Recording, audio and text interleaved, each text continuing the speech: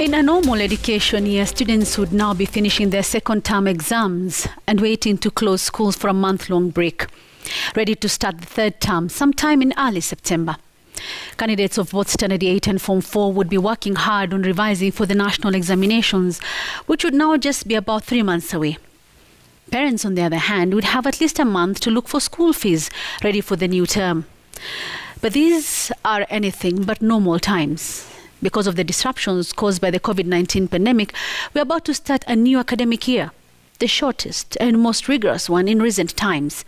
Schools are closing this week and are expected to open just over a week later for the first term of that new academic year. Yes, term 1 is expected to start on 26th of July. Students will have rested for only a few days. Parents will have only 1 week to come up with the first term school fees, while teachers will have exactly the same period to prepare for a new school year. Not forgetting that there's still one more term this year. Schools will open for term 2 in October after another 1 week holiday, meaning the same challenges for all parents paying fees 4 times a year instead of the usual 3 times.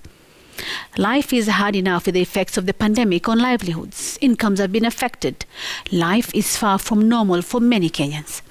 According to the school calendar released by the Ministry of Education, this is expected to continue for another year, with term 1 2022 beginning in April.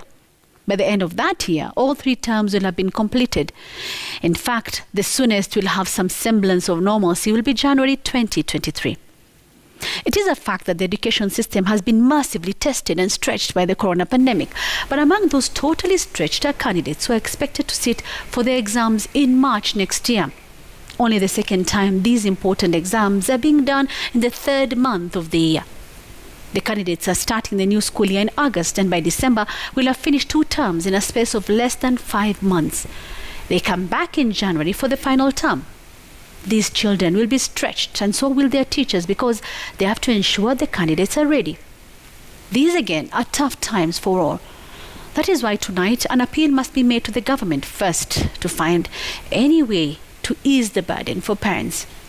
It is commendable that the school fees for this coming academic year has been reduced by about 8,000 shillings.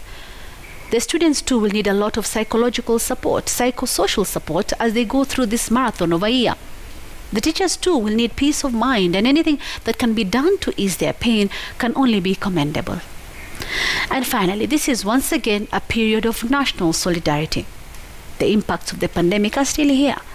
We must celebrate each other and keep standing together with our teachers, our students, and our medical workers.